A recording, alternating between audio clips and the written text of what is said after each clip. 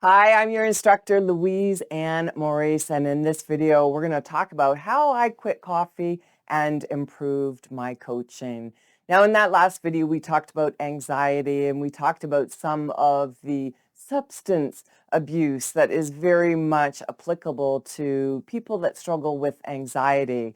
Well, for me, coffee was one of them. And this was something where my brain was looking for that stimulation all of the time. I'm going to talk about my coffee habit and why that happens. And then we're going to look at how did coffee impact my coaching sessions, my how to quit coffee hacks that improved my coaching skills, and then the bonus how to quit coffee healthy habits download. You don't want to miss anything in this video. Now, coffee is something that was almost a religion to me. I loved it so much. And just by that word love. Now, if this is something where, I don't really care about that, Louise, well, you want to keep watching because you're going to understand the addictive factor and what that does to the brain and all of the connections. If you work with anyone that has these struggles or even tries to quit, you will understand it a lot more without judgment, and that's the key. All right, let's continue. With the ADHD brain, there are low dopamine levels, and coffee gives a boost to dopamine. Brain stimulation. The caffeine in coffee stimulates the brain, and I just needed that brain stimulation. Quick boost of energy. Well, the quick boost of energy quickly drops, and that's something that I'll discuss further. But you need more and more.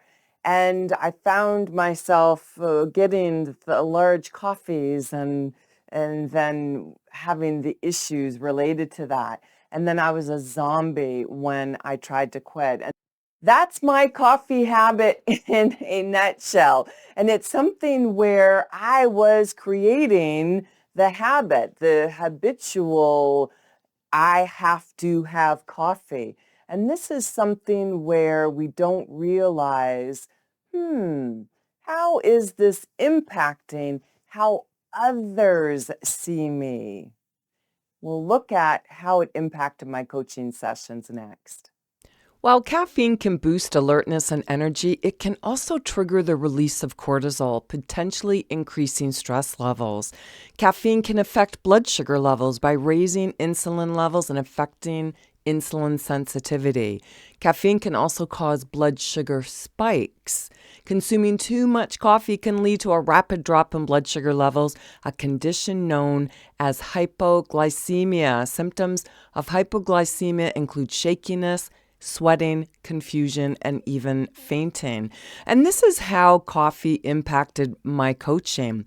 I became very impatient during sessions and I made rash decisions. I wasn't focused. And with the hypoglycemia, the shakiness, sweating, confusion, I was anxious. And so it increased my anxiety levels. And this is where it impacted how I was connecting with my clients. You learned about my coffee habit and how it impacted my coaching sessions. And I wanted to show up every day and be the best version of me so that I could be the best version for the people that I was working with. So how I quit coffee and improved my coaching was I started with drinking warm water first in the morning before I got up. And it was very challenging to do this. I am not going to lie. And I talk about the zombie when I tried to withdraw, and this was something where my brain was just looking for that hit of caffeine. But I stuck with it, and then we're going to do this, stuck with it. And that was a game changer for me. And then moving in the morning, I walk on the treadmill and then I've purchased a rebounder as well. And that was something that I started very early on, not the rebounder, but the treadmill. And when I get moving, that gets the dopamine and the serotonin. And that's just been something that has worked for me in many areas. Green tea. So when I first switched from coffee, I went to green tea. And that was, we talk about anxiety. My brain and all of the ingredients in green tea, they say it's calming and energizing. But for me, the green tea was way too energizing and the anxiety was crazy. So beware of green tea. That might be something that it might affect you as well. But black tea, once in a while, I will have black tea. So I haven't quit caffeine altogether, just the coffee, the too much caffeine. And for my coaching sessions, I was calm, energized, and focused. Calm, energized, and focused. With water, I drink water all of the time now, and that has truly made a difference. Now, stick around and I'll show you where to find the How to Quit Coffee Healthy Habits download. Visit louiseandmaurice.com, locate the free tab in the menu, click on the last title in the drop-down menu called Healthy Habits, locate the video titled How to Quit Coffee, locate the PDF document directly below the video titled Healthy Habits to Quit Coffee.pdf.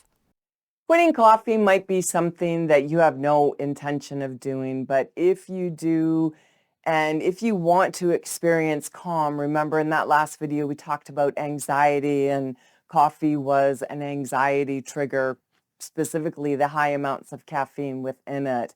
And apparently green tea for me as well. But it's just those simple mantras. It's a new day. Because as I'd mentioned, my brain was just craving the caffeine. It's a new day. Just talking it down. It's a new day. And hopefully this helps you if you are coaching or consulting, leading or managing people that are struggling with this.